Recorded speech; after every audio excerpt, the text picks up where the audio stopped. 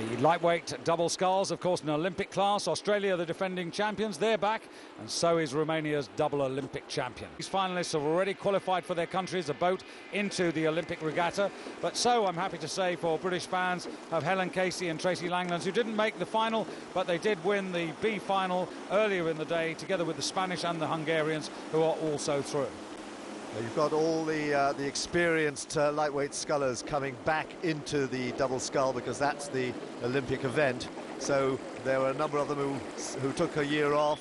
Some went single sculling, and you've got 3 who've come back from the single sculls. The American Schlenker, she's come back in. Bucica took a year off, she's come back in. Drager was in the single last year, she's come back in. So really you've got people now, all the top dogs here, because they want to qualify this boat for the Olympics. Now they all have done that, but you've got some very interesting crews and combinations here. And a truly positive start, you can see there, by Marie-Louise Drager and Claudia Blasberg for Germany on the far side of the regatta course. Marie-Louise, just 22 years of age, 10th in the lightweight singles a year ago, and her more experienced teammate Claudia, who was world champion 2 years ago, of course, with Janet Radunzel, runner-up with Janet a year ago. She's 28, comes from Dresden, so really she brings the form and experience to her partner.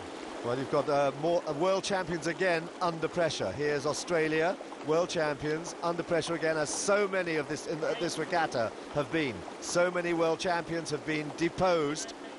It's opened up the field right across the board in this regatta, and here again Australia under pressure from Germany, and closing up here again in lane 3 we've got Romania.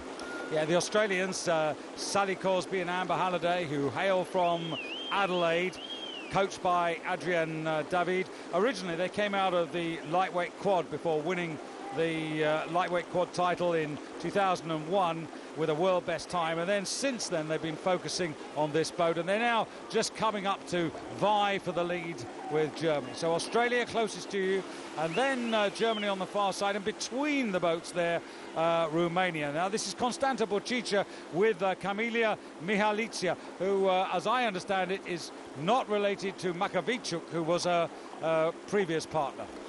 Well, look at this Australian double now. They are very nice scullers. They move it well. Look how accurate that blade work is as they take the stroke at the beginning there.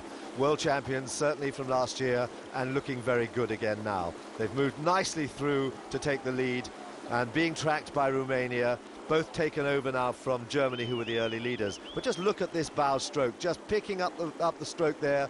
Very neat, very well connected. Technically, a very nice double scull.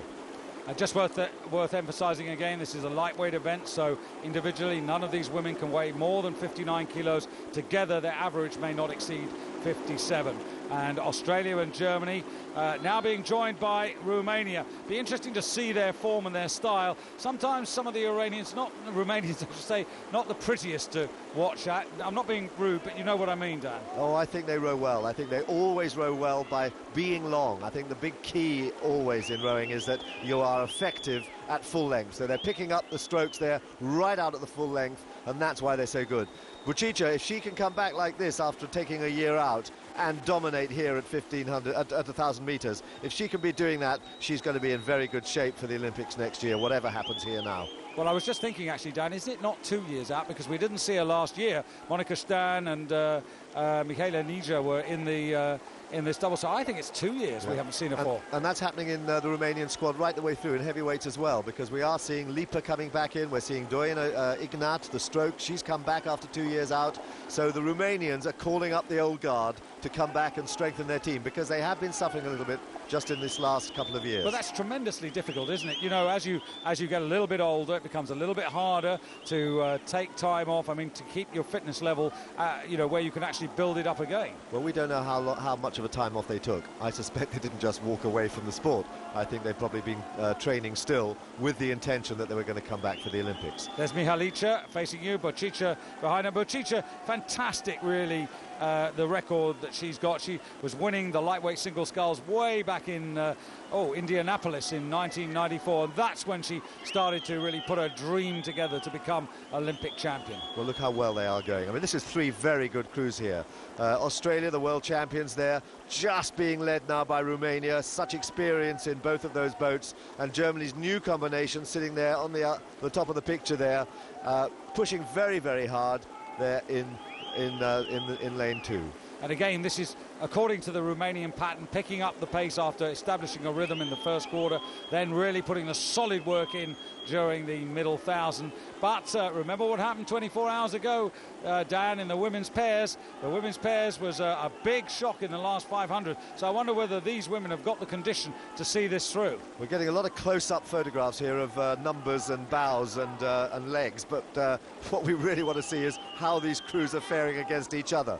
But here, coming into the last 500 metres, it's pretty clear there's a race up in front there amongst these three. And look at Romania beginning to open up there. But Germany have come back to challenge the world champions in lane 2. Romania moving very well, but Germany just taking over now from Australia. What a battle here for the silver medal place, and both of them putting on tremendous pressure on Romania. Yeah, Germany, who were just a little quicker than Australia in the third quarter there. But Romania now feeling the German heat now, because the Germans have got a big overlap on. They're getting this gap down to nearly half a length now, and Blasberg and Draeger are doing all their best work. They've been very quiet on the far side, biding their time, but now can the Romanians resist this push here by Claudia Blasberg?